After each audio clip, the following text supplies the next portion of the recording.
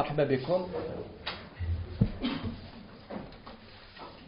نشكر الإخوان اللي لباو الدعوة. ماذا بنا اليوم نديروا كون ندوة يعني الأسلوب تاعو يكون حوار أكثر منه خطاب.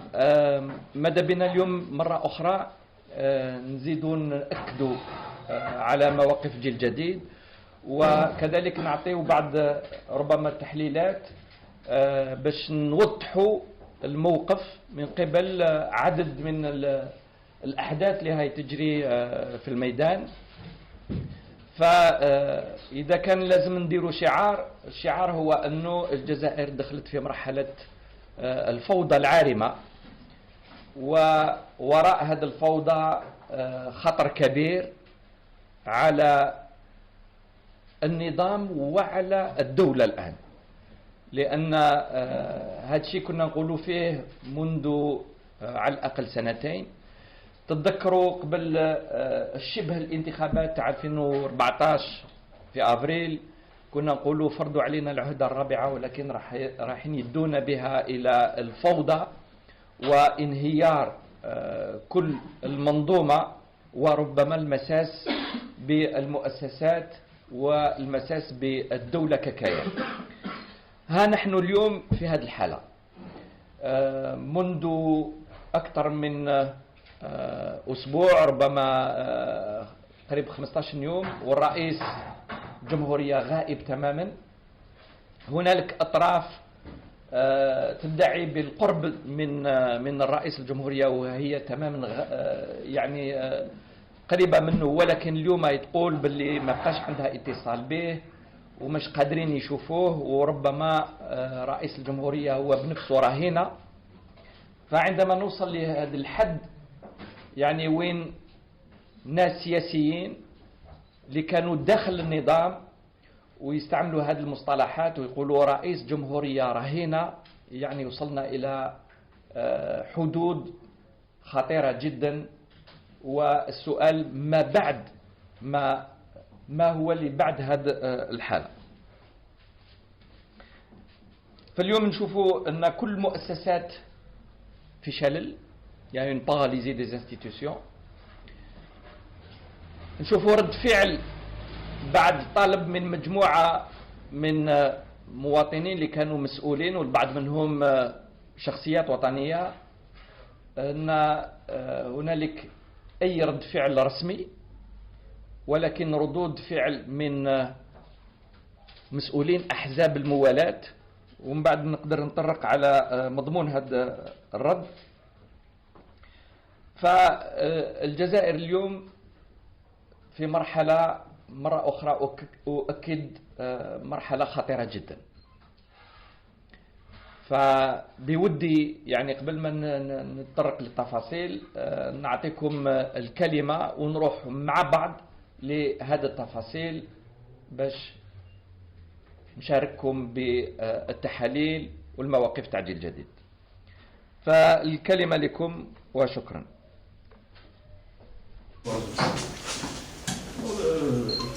Monsieur, le constat global, il est connu. Oui. Tout le monde le connaît depuis 2013, avec l'aggravation de l'état de santé du président. Mais la solution, elle est où? La solution commence lorsque le pouvoir va accepter d'assumer sa responsabilité, c'est-à-dire reconnaître officiellement l'incapacité du président à gérer le pays. Nous sommes dans cette situation. M. Bouteflika n'est plus en mesure, il ne l'était plus d'ailleurs, d'assumer la responsabilité. Il y a une vacance de pouvoir. Or, le problème est que, apparemment, l'entourage du président, avec le consentement de M. Bouteflika, parce qu'il ne faut absolument pas le rendre une simple victime, mais avec son consentement, c'est l'institution présidentielle qui est prise en otage. La présidence de la République ne répond plus à une légitimité quelconque. Elle est entre les mains de personnes que nous ne connaissons pas et qui gèrent le pays à leur convenance. Et ça, on peut donner des exemples ensuite évidents.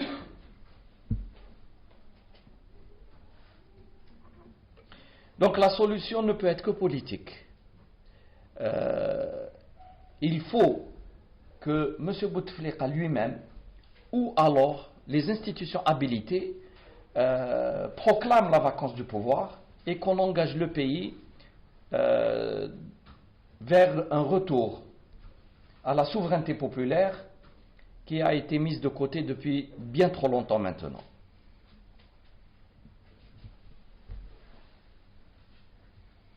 مؤخرا بعض وسائل الإعلام تحدثت عن نقل الرئيس إلى الخارج وفي ظل عدم تأكيدات رسمية ولا نفي إلى آخره. هل لديكم معلومات حول هذا الموضوع يعني؟ لا، أنا سمعت الإشاعات كما كل الجزائريين الآن، خاصة في الشبكة الاجتماعية في لي ريزو سوسيو. المشكل هو أنه جات في نفس الوقت عندما مجموعة 19 طلبت لقاء الرئيس. فأولا ما كانش رد رسمي من رئاسة الجمهورية، وشفنا رد يعني من خاصة الأمين العام للأفلان سعداني والأمين العام للأرندي ويحيى. ولكن هنا نشوفوا الخلط، مثلا سي أحمد ويحيى يتكلم كأمين عام للأرندي وهو يحمل مسؤولية تاع مدير ديوان للرئيس، فلماذا يتكلم كأمين عام وما يتكلمش كمدير الديوان للرئيس؟ فمعنى أخرى أنه رئاسة الجمهورية يعني ما كان حتى رد فعل رسمي، وهذا غير مفهوم وغير مقبول. Salim Sabah al-Watan, vous parlez d'institutions habilitées pour déclarer la vacance du pouvoir. Vous pensez à qui? Quelles sont les institutions habilitées à pouvoir déclarer la vacance du pouvoir? Eh bien, théoriquement, ça aurait dû être le Conseil constitutionnel. La Constitution, en son article 88, prévoit exactement le processus. Ils devraient, par eux-mêmes, d'abord constater cette vacance de pouvoir, et je pense qu'elle n'est plus remise en cause par aucun Algérien. Demander à des médecins experts de confirmer cette incapacité à gérer le pays, puis réunir le Parlement, et le Parlement doit donner, dans une première phase éventuellement, 45 jours pour que les institutions s'assurent de cette vacance, et ensuite prolonger de 60 jours après convocation d'une élection présidentielle. Malheureusement, le Conseil constitutionnel ne semble pas du tout en état de fonctionner. Je vous rappelle simplement que M. Meddelsi est complice d'un usage de faux, puisqu'il est connu que le président était gravement malade lorsqu'il a accepté un dossier médical dont on ne sait ni l'origine ni le contenu. Et les Algériens voient maintenant de leurs propres yeux que le président de la République ne s'était jamais remis de son AVC et qu'il entraîne maintenant le pays dans des complications graves. En plus, le président du Sénat, qui constitutionnellement devrait assurer l'intérim, est lui-même hors champ. Tout le monde sait qu'il est malade, qu'il n'est plus en situation de gérer le pays. Selon la Constitution, c'est au président du Conseil constitutionnel d'assumer la suite. Or, vu l'imbroglio dans lequel nous sommes, je pense qu'il va être bien compliqué pour les institutions de proposer une issue. Ce qui fait qu'il ne reste en fin de compte que le Conseil national de sécurité qui devrait intervenir d'une manière ou d'une autre et faire à ce moment-là bouger l'institution militaire, puisque le pays maintenant est sous une menace directe d'effondrement de ses institutions.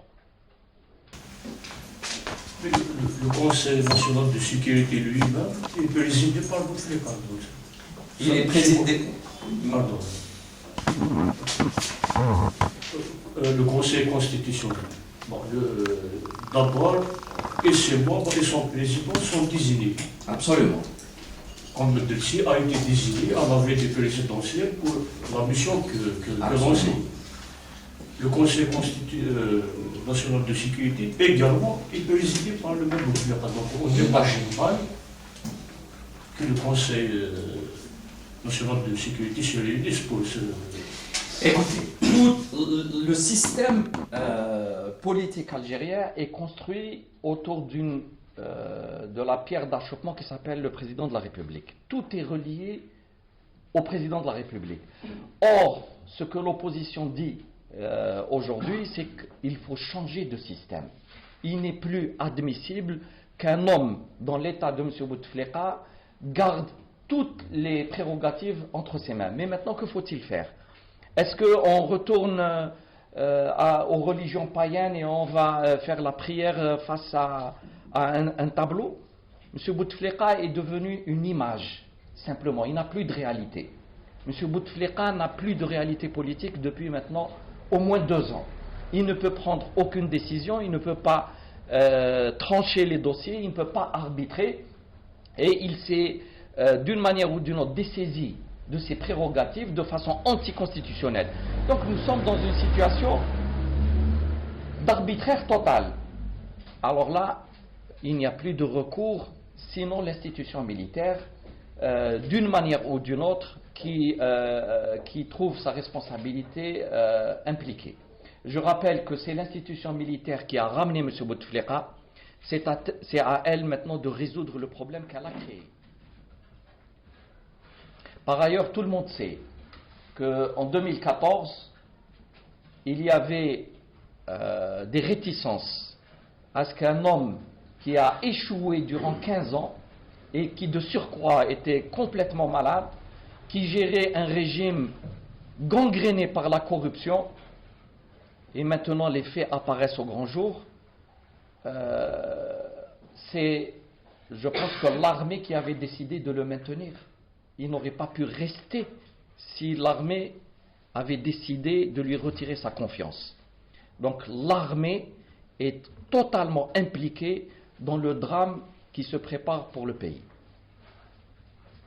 Est-ce que vous n'avez pas peur qu'on vous accuse de vouloir demander un coup d'État militaire? C'est ce que vous demandez?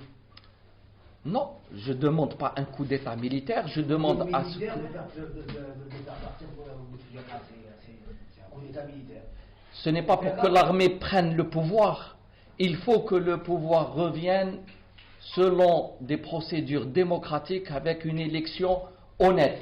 Le coup d'État, c'est depuis 1962. Je l'ai réaffirmé en 2014, il y a eu un coup d'État.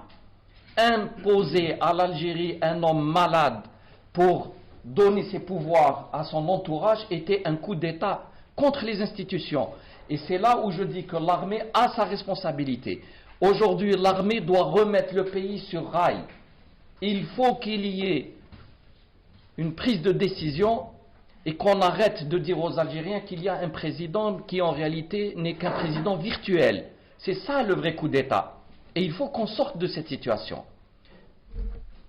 La présidence ne bouge pas. Les partis politiques qui le soutiennent sont là pour profiter de cette situation. Il n'y a plus d'institutions fonctionnelles. L'Assemblée nationale est complètement inféodée au pouvoir, puisque les élections sont trafiquées. Le Sénat, son président n'est pas là, et on sait aussi que tout est trafiqué. Nous ne vivons plus dans une république démocratique, nous vivons dans une république en carton. Et il faut bien qu'on s'en sorte, d'une façon ou d'une autre. Donc je n'appelle pas à la prise de pouvoir par l'armée, j'appelle l'armée à corriger son erreur et à aller vers de vraies élections. Très bien, cette année de liberté. Bon, le constat que vous faites, en fait, c'est partagé par la majorité des Algériens, par l'opposition. Mais là, c'est un constat qu'on fait depuis des mois, sinon des années.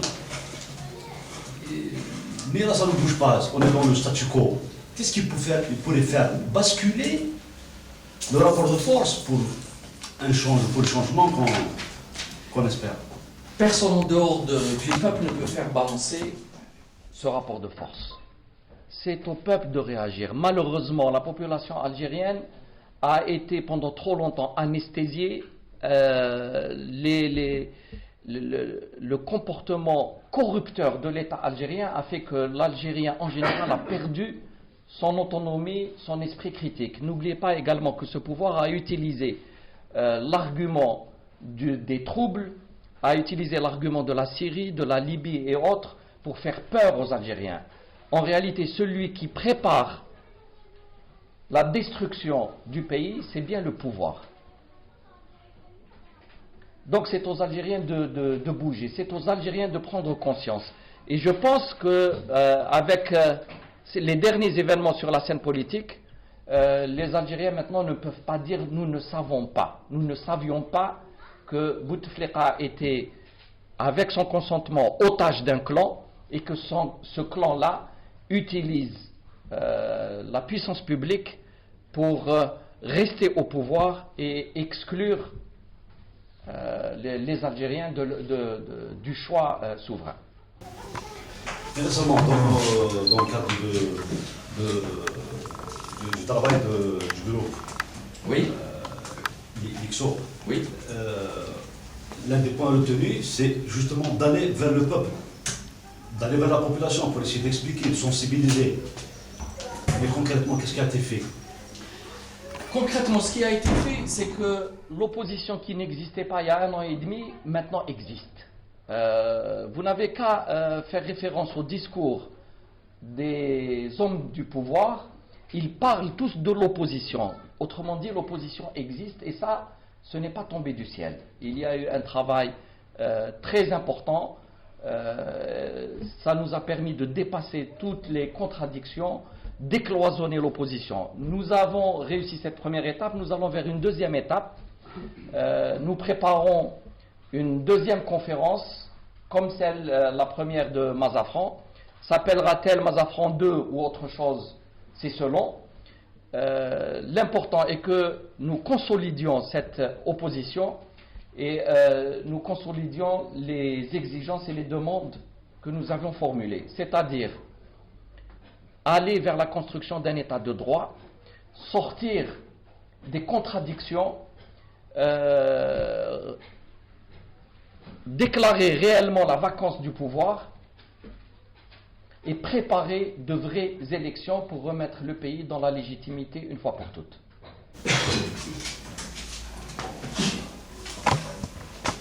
Oui.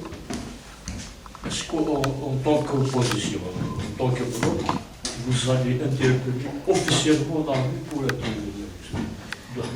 pas intervenir militairement dans ce dossier, pour prendre aussi les capacités?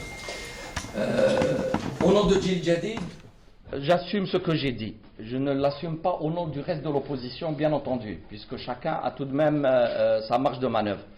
Le 2 décembre, il va y avoir une réunion de l'IXO, comme vous le savez. Cette réunion devra préparer la deuxième conférence de l'opposition. Mais le 2 décembre, je ferai une proposition à l'opposition de demander à l'un des membres des 19, en l'occurrence M. Bourga, de venir à l'IXO et de nous expliquer exactement leur démarche. Bien entendu, on sait que les 19 proviennent, pour certains d'entre eux, de l'entourage du président, d'autres portent quand même des valeurs des anciens moudjahidines, et on ne peut pas immédiatement mettre en doute toute la démarche, d'autant plus qu'elle sert à clarifier ce qui se passe dans le pays. Leur interpellation du président de la République sert à clarifier la situation, et l'opposition qui avait réclamé cela, je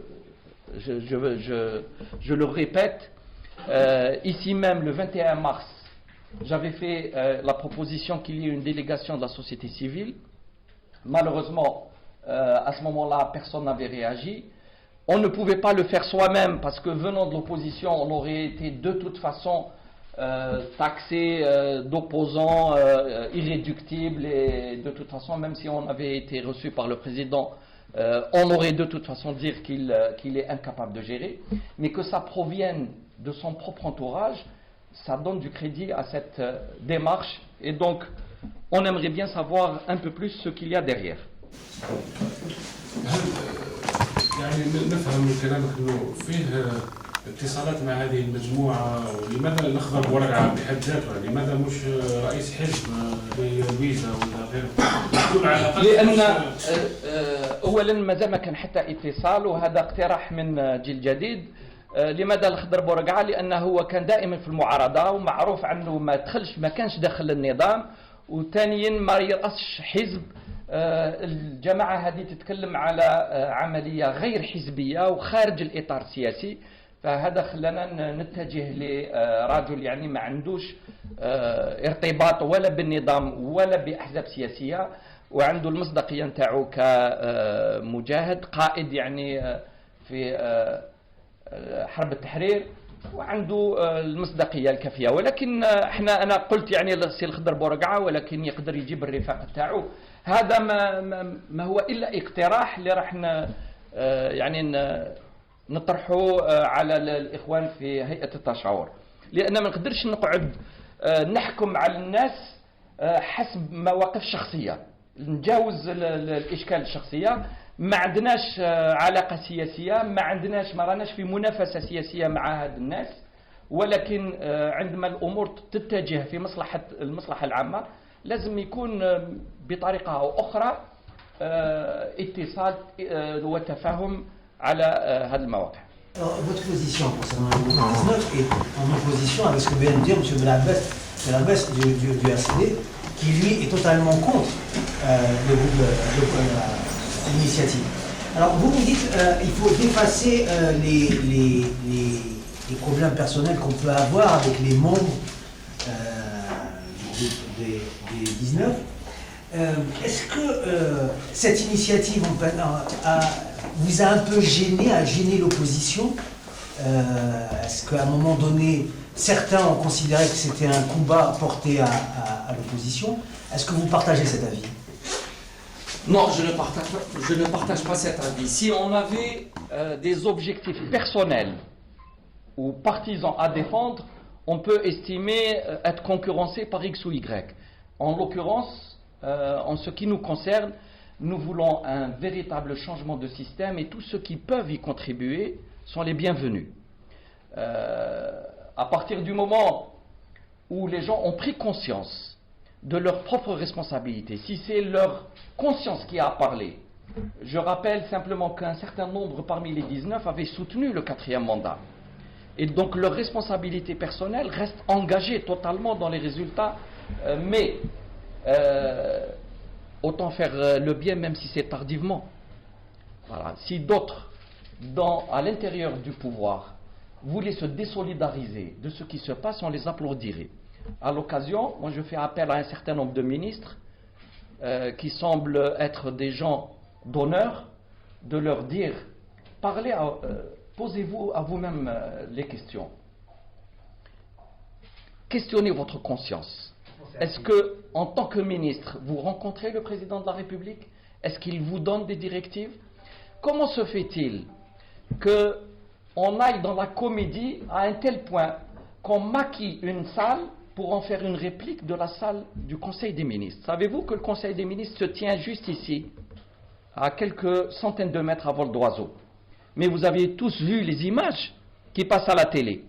La salle, c'est exactement la même que celle d'El Moradia. Voyez l'esprit d'escroquerie jusqu'où il va. On nous montre une salle qui est un décor en papier carton, comme Hollywood, pour nous faire croire qu'il y a des conseils de ministres. Or, il n'y a plus de conseils de ministres.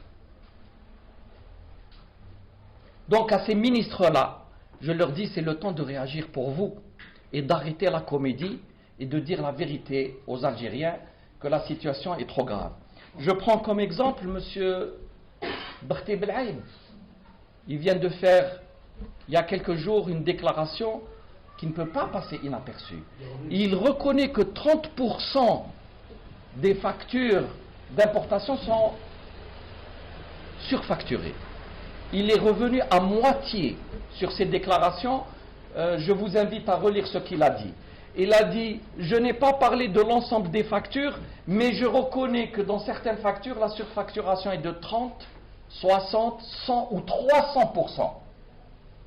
Alors peut-être que 100% des factures ne le sont pas surfacturées, mais la moyenne générale de la surfacturation doit probablement atteindre les 30%. Donc 18 milliards de dollars sur près de 60 milliards de dollars d'importation partent annuellement en dehors des circuits officiels et personne ne sait où aboutissent ces milliards de dollars. C'est comme les réserves de change. On nous apprend subrepticement qu'ils sont aux alentours de 120 milliards de dollars sans de déclaration officielle. Comment expliquez-vous qu'en 9 mois, on nous dit qu'il y a un déficit de la balance commerciale de 11 milliards de dollars, mais que près de 90 milliards de dollars, pour reprendre le chiffre qui a été donné par Al-Khabar, 90 milliards de dollars en moins dans les réserves. Il y a quelque chose qui cloche.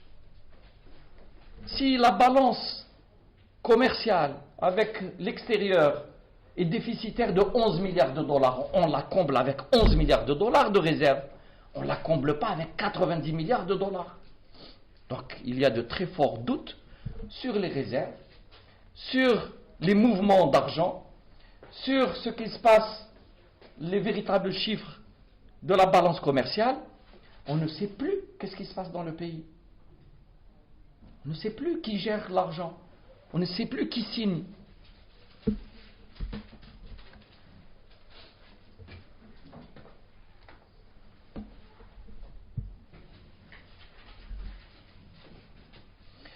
Quand on nous raconte qu'il devrait y avoir un changement de constitution, qui est-ce qui est en droit d'initier un amendement constitutionnel?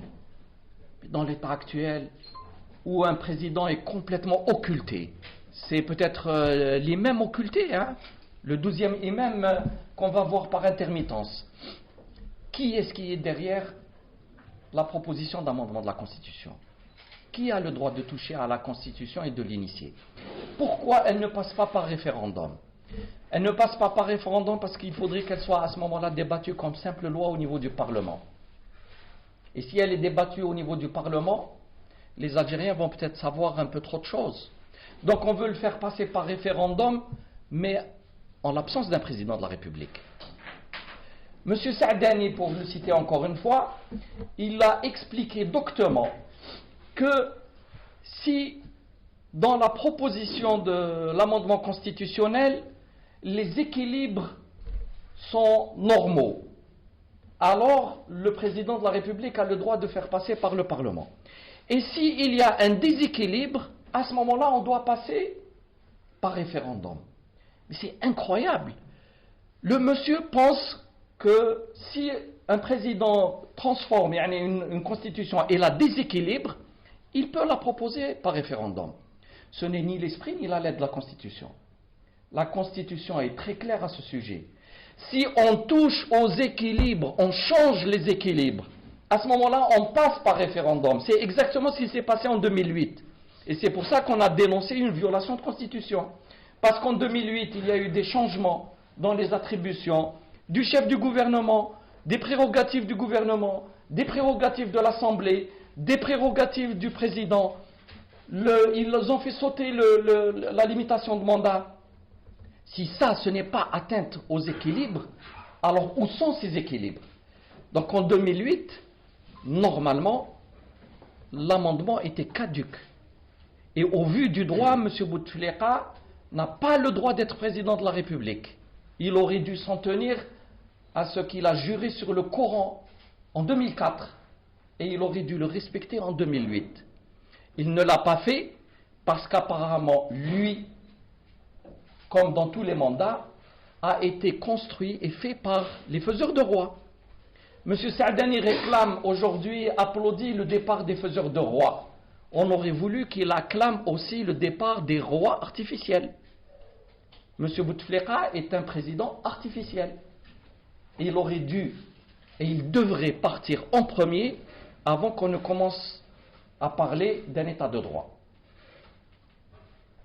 Qui a été réalisé le 1er octobre par président, de commémoration de recouvrement d'indépendance. 1er novembre. 1er novembre. Oui. Dans ce message-là, vous, en tant que parti d'opposition, est-ce que vous trouvez que c'est une main tendue ou c'est juste un subterfuge qui est utilisé à un moment donné? D'abord, je ne pense pas que ce soit M. Bouteflika qui soit à l'origine d'un quelconque message, ça c'est clair. Maintenant, le pouvoir a un seul objectif, c'est de perdurer, de rester tel qu'il est. Donc s'ils font semblant de faire un pas vers l'opposition, c'est simplement pour faire passer la pilule.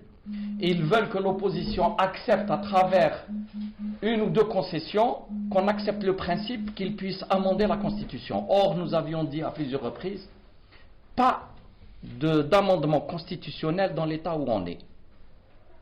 Voilà, la Constitution ne peut être changée que s'il y a un large consensus. Et pour qu'il y ait un large consensus, il faut qu'il y ait au moins un président légitime. Si on n'a pas d'assemblée constituante, au moins un président élu de façon incontestable qui puisse réunir l'ensemble des partenaires politiques et qu'on s'entende sur une constitution de façon définitive où on aura la séparation des pouvoirs, où on aura la limitation des pouvoirs du président de la République, où les institutions reprendront leur place. Donc tout ça, ce n'est qu'un jeu pour perpétuer le système et pas du tout l'intention d'aller vers des élections qui soient transparentes et claires. On voit par exemple, encore une fois, je reviens aux déclarations de M. Saadani, qui s'octroie le droit de parler, y compris des orientations de la politique étrangère du pays.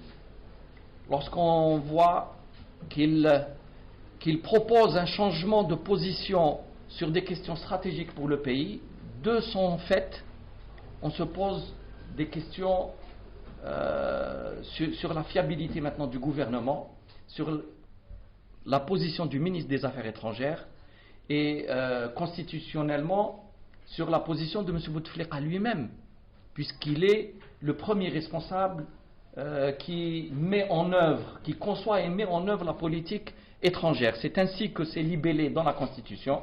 Le président conçoit et met en œuvre la politique étrangère du pays. Il n'a pas dit un mot. Est-ce qu'il est consentant?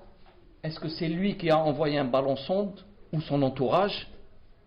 Ou est-ce que, tel qu'on le croit, tel que l'opposition le croit, il est totalement absent et non informé de ce qui se passe?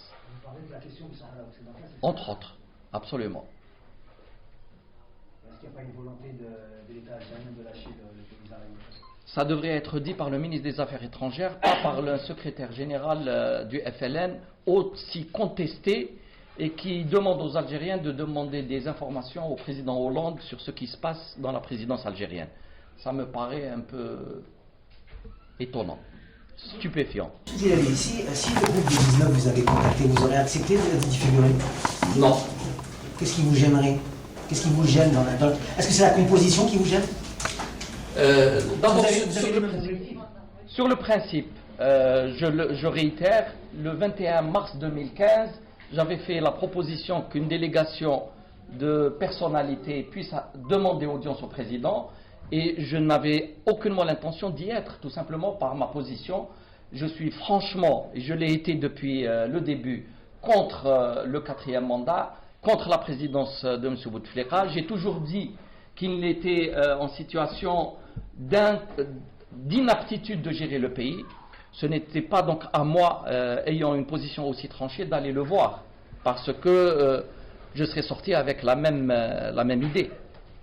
Maintenant, en ce qui concerne les 19, je ne partage pas leur parcours politique, je ne partage pas leur position politique, mais au-delà de ce qui est purement politique, maintenant c'est le destin du pays qui est en jeu. Ils ont pris cette décision, et ils doivent l'assumer. Je ne suis pas contre, mais je n'ai pas à m'y mêler. On se pose beaucoup la question de savoir, mais comment qu'est-ce qu'ils doivent faire? Là, apparemment, il n'y a pas de réponse. C'est à eux de définir. Ils ont assumé cette démarche. C'est à eux d'expliquer ce qu'ils veulent faire derrière ça.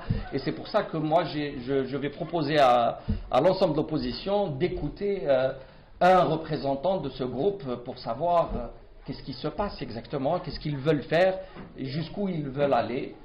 C'est important. Parlons un peu de l'opposition. On parle beaucoup de Bouteflika, mais il n'y a pas une grande harmonie au sein de l'opposition. C'est-à-dire qu'on a l'impression que chacun tire de son côté, chacun essaye de faire passer ses messages. Il y a eu le précédent de ce qui s'est passé avec Hamas, les initiatives qui ont été prises individuellement par le parti. On n'a pas l'impression que l'opposition soit un bloc monolithique, mais vous êtes, chacun essaye de faire entendre sa petite musique. Heureusement, on n'est pas un bloc monolithique. Nous ne voulons pas se fondre en un parti unique. Nous défendons le pluralisme, la multitude de choix possibles. C'est ça la démocratie. Mais nous nous sommes entendus sur les principes fondamentaux du fonctionnement d'un État. C'est-à-dire un État de droit, défendre les libertés, laisser chacun s'exprimer. Nous avons des positions communes, cette fois-ci politiques et non pas idéologiques, sur la situation du pays, sur la gravité de la situation économique, sur la nécessité d'un changement de système, sur la vacance du pouvoir, sur la réclamation d'un retour à la souveraineté populaire. Je pense que c'est déjà énorme lorsque vous avez des partis de toute obédience, des islamistes jusqu'aux laïcs, en passant par les nationalistes et les démocrates. Lorsque vous avez tout cet éventail, je pense que c'est une grande avancée pour le pays. Maintenant, ne demandez pas à ce que toute l'opposition soit un parti unique. Sur la question que j'ai posée tout à l'heure, concernant le travail de sensibilisation, le contact avec la population locale, parce que pour le moment, en fait, le travail que fait l'EXO, on a l'impression que c'est toujours un peu le travail d'appareil, de salon et tout ça. Mais au niveau terrain, je comprends. Qu'est-ce qui doit se faire? Qu'est-ce qui se fait? Qu'est-ce qui doit se faire? Il y a comme ça des archétypes et des stéréotypes qui se répètent sans arrêt. Que l'opposition fait du travail de salon, etc. Je pense que vous êtes profondément injustes. Ceux qui pensent cela sont profondément injustes. L'opposition fait le travail sur le terrain, mais encore une fois, ne demandez pas à toute l'opposition de s'organiser, par exemple, pour faire des meetings grandioses, etc. D'abord, les salles, on n'a pas d'autorisation. Vous le savez très bien, nous subissons cet état de fait depuis maintenant au moins 1 an ou plus. Il est très compliqué de manifester dans les rues, vous le savez. On n'a pas intérêt... Des demandes qui ont été refusées. Mais vous savez que d'emblée, c'est refusé. On n'a pas le droit de manifester à Alger. Si nous manifestons contre le gré du pouvoir, vous avez vu 20 000 ou 30 000 policiers dehors. Nous ne cherchons pas à entraîner le choc entre les services de sécurité et les citoyens. De toute façon, a priori, les Algériens ne veulent pas de cela, et ils ont raison. Il ne s'agit pas pour nous de créer le désordre, mais par cette pression politique constante de mener le pouvoir vers des concessions importantes pour le pays, pas des concessions pour l'opposition. Donc le travail envers les citoyens, on le fait continuellement à travers les médias, à travers les contacts directs, à travers la proximité. Chacun le fait de son côté. Mais que voulez-vous qu'on fasse? Qu'on sorte dans la rue et qu'on fasse Les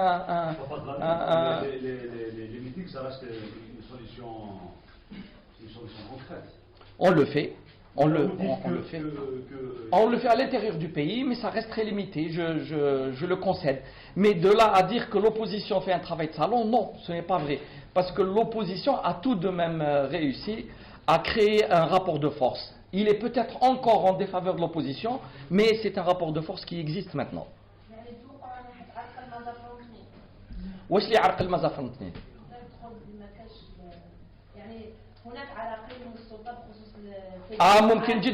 ممكن جدا ان السلطه ما تعطيناش الرخص المطلوبه باش نجتمع، وشفنا في كل مره في كل محاوله وين نحبوا نلتقيو يعني في هكذا مكان عمومي هنالك الرفض. الآن عندما مثلا باش نديروا لقاء تاع هياكل الحزب يطلبوا منك استجواب يعني مكتوب طويل جدا. شكون اللي يجي، هل كاين ناس درتوا دعاوي لخارج الحزب ام لا، واش هما المواضيع اللي تطرحوها، شكون اللي راح يتكلم، يعني تحقيق بوليسي بأتم المعنى. وهذا يتعامل مع المعارضه مع الاحزاب الاخرى لا؟ انا نشوفوا الاحزاب الاخرى كلش مفتوح لها، لا يتلاقوا في كل الاماكن اللي يحبوا بدون اي تردد. سجل نحن مشروع قانون الماليه المستقبل، ما تعليقكم على هذا؟ ترقيع. دائما الحكومه في مرحله الترقيع، يحاولوا الان يجلبوا الاموال اللي راهي خارج الاطار الرسمي، ولكن شفنا دائما بفشل لان ما كاش ثقه. المستثمرين الجزائريين، ما نتكلمش عن الناس اللي كانوا في التهريب الاموال، ومعظم الناس هذو اللي يهربوا الاموال عندهم ارتباط مباشر بالمسؤولين في السلطه، هما اللي يهربوا لفائده الناس تاع السلطه، لان لازم يلحق وقت يفهمونا باي اموال شراو واستثمروا في الخارج. كيفاش هاد الناس يعني يقولوا اما كانوا رجال اعمال اما كانوا وزراء، منين يجيهم الاموال هذا باش يشريوا الاملاك في الخارج؟ فاذا هما متورطين مباشره في تهريب الاموال من الجزائر. اما الجزائريين الاخرين اللي يخدموا بعرقهم ما بقاش عندهم اي ثقه في المنظومه المصرفيه في الجزائر، في البنوك الجزائريه اللي يعني تتعامل كأن ما زلنا في 1940 ولا 50 مع الاقتصاد الجزائري، والجزائريين ما يقدروش يثيقوا في الحكومه هذه مادام السلطه ما عندهاش شرعيه. الباقي ترقيعي فقط، ترقيعي، ما كاش ولا رؤيه اقتصاديه ولا اراده حقيقيه باش نخلق الانتاج، ولا نعطي امكانيات للجزائري باش يقدر يعني يستثمر حقيقه. ما كانش، كلش كان متجه باش يجيبوا الاجنبي، ولكن الاجنبي بشروط وين الناس اللي في السلطه واللي حولهم يتعاملوا معاهم باش يستفادوا معاهم. لذلك حتى جلب الاجنبي فشلوا، لان الاجانب ما يحبوش يدخلوا دائما في عمليات وين تورطهم في الفساد.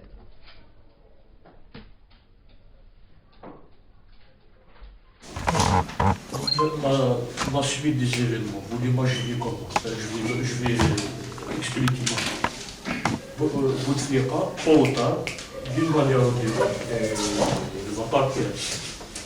Est-ce que vous plaidez pour une présidentielle classique, c'est-à-dire comme prévu par l'actuelle constitution, ou pour une période de transition comme certains parmi les partis d'opposition le réclament?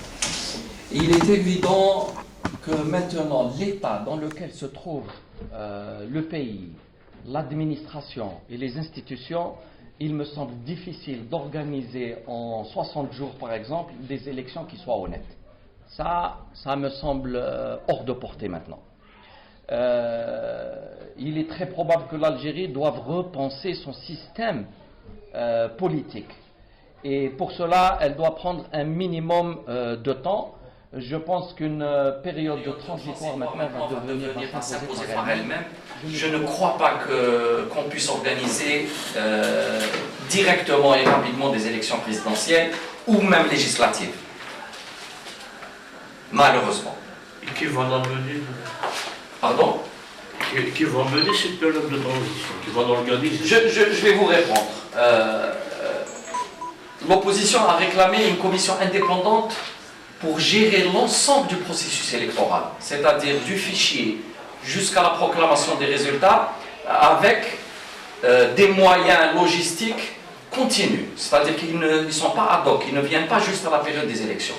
Donc, c'est prendre des prérogatives de l'administration et du ministère de l'Intérieur et les remettre à une commission qui peut être constitutionnalisée, mais qui peut aussi passer par une loi organique. Sans cela, les partis boycotteront. On ne peut pas aller vers des élections législatives ou présidentielles à l'ombre des textes législatifs actuels. Ça fait des années qu'on dit que le pouvoir trafique. S'il donne un coup de sifflet, on va aller courir faire des élections pour qu'ensuite on va se plaindre qu'il a de nouveau trafiqué. Ça, je pense que ça relève maintenant de la simple logique. Au sein de l'ICSO, c'est la position que je défends.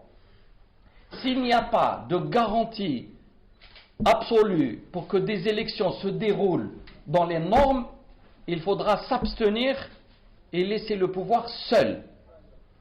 Parce que les histoires de quotas et de trafic d'urnes, il faut qu'on en sorte.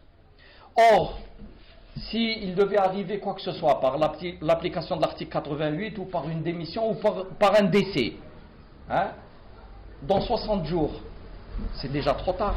On ne peut pas aller vers des élections qui soient honnêtes. Donc il faut en sortir. Et se donner encore une fois un roi artificiel, ça ne sert à rien. On n'en sortira pas le pays de sa crise. Quand vous dites au sein de l'ICSO, c'est une position que je défends, ça veut dire qu'au sein de l'ICSO, d'autres défendent une autre position, sont favorables à ce qui est participation à l'élection, quelles que soient les conditions de cette élection. C'est un débat qui a cours à l'intérieur de l'opposition, oui. Moi j'avais, le 6 juin, rendu public la position du parti qui a été reprise par la majorité des journaux, où j'avais réclamé un engagement de l'ensemble des membres de l'ICSO à n'entretenir aucun dialogue individuel. Nous sommes pour un dialogue, mais il doit être collectif, au nom de l'ensemble de l'opposition. Maintenant, un à un en aparté, ça ne mènera à rien, sinon à affaiblir l'opposition. Deuxièmement, j'avais à ce moment-là demandé que l'ensemble de l'ICSO prenne position concernant les élections et l'éventuel boycott de toute élection qui ne soit pas accompagnée d'un changement législatif conséquent. Donc ce sont des positions déjà données. Mais c'est vrai qu'à l'intérieur de l'ICSO, certains hésitent. Voilà, s'il n'y a pas d'autres questions, je vous remercie. Barakallahu fikum, yatikum saha al-hudur ta'kum. ونتمنى ان شاء الله للبلاد الخير لان رانا في وضعيه حرجه وهذا هو الرساله الاولى اللي كنت حبيت نوصلها انه الجزائر دخلت في مرحله خطيره جدا. هذا هو. شكرا، ميرسي.